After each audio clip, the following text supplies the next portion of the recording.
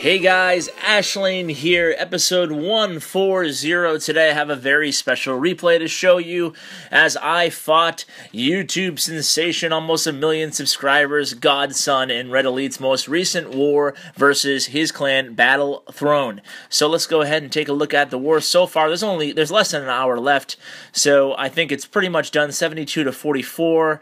It was a pretty tough matchup for them. Honestly, we have a few more Town Hall. They had a couple Town Hall 9s down at the bottom there. Basically, we're all Town Hall 10. So let's go ahead and take a look at... One thing I didn't notice is I did challenge Godson on Twitter to a war-off, me versus him, and look at this. He did not attack. I'm not sure if he's going to attack with only 45 minutes left. We'll have to see, but I'm surprised to see Godson not attacking. But I did hit Godson right off the bat, so let's go ahead and watch my 2-star replay on Godson, and let me tell you, there might have been some luck involved, all right? It was well planned, but the execution, you know, it doesn't always go exactly as you want it to, but it worked out in the end. It was a smart attack, I think, but like I said, some things do go a little awry. So let's take a look at Godson's base first. This is Godson's war base. He has the centralized compartment there with the 3 expos all facing down, the 2 multis, the clan castle, as well as the heroes flanking on both sides. Very common base. We've seen this base actually quite a few times in my most recent GoWiWi, GoWipe videos. So sometimes I bring 2 jump spells, and you always want to hit these bases if you're going to do a ground attack from these areas here. You can see in the north, the east, or the south, or the west.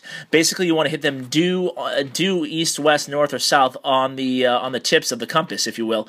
And the reason you don't want to hit from this, it's a recipe for disaster if you hit from southeast, southwest, northeast, northwest. You want to hit right into the creases in the due west or due south, for example, right here, locations, and you want to drop a jump spell right over here, or either that or crack your wall breakers in right around this area. So I hit from the east, and I'll tell you why. Like I said, I planned this raid out quite a lot in my head, really tried to trace exactly where all my troops were going to head and when they were going to head, and the biggest thing I thought about here is hitting from the east is I could freeze the clan castle and the archer queen as they come in over these infernos and the expos. But I was surprised to find a lava hound in the clan castle, so that threw things off a little bit for me, but I still had the archer queen to lure my troops into the center. So basically, I'm going to use wall breakers to get through this wall over here, then I'm going to use a jump spell right around this area near the expo and the inferno tower. The reason I'm going to put it there is because I'm hoping that queen is going to lure my troops over the jump spell and at her, because she's going to be engaging somewhere around this expo here.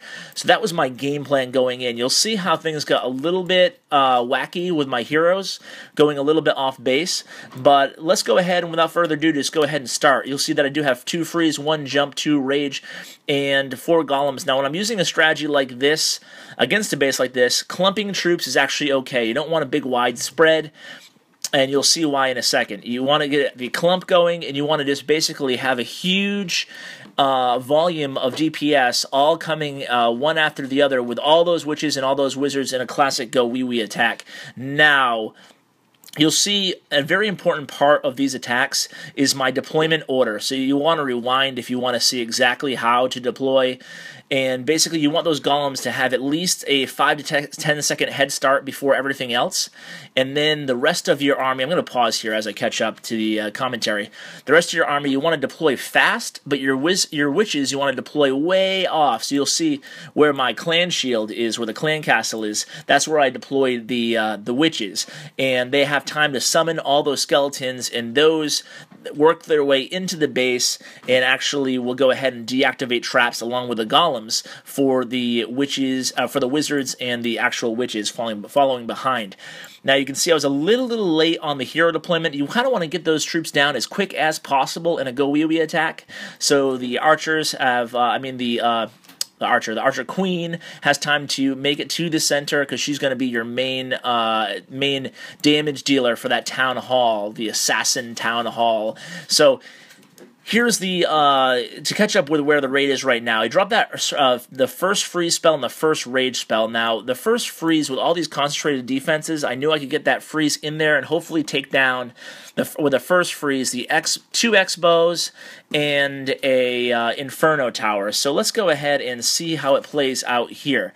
We have the Lava Hound finally down. Things are getting a little bit clogged up there with the Lava Hound and the puppies that spawned. But things are going to actually work out. We have a Golem still in the middle, sucking up all those Expos as the Queen just gets to take her time. It's still sitting on both hero abilities, which is nice. The King has gone around, which wasn't exactly planned, but it actually ends up helping out with the percentage-wise, even though he's not in there to help take down the Expos in the center, which is where he'd be ideal. The Queen does lock onto that Town Hall. I popped that Barbarian King ability, and then here come the Wizards, and I'm saving 3 Wizards and a few minions just to help clean up over here. Now notice how I dropped those Wizards right over here on that cannon.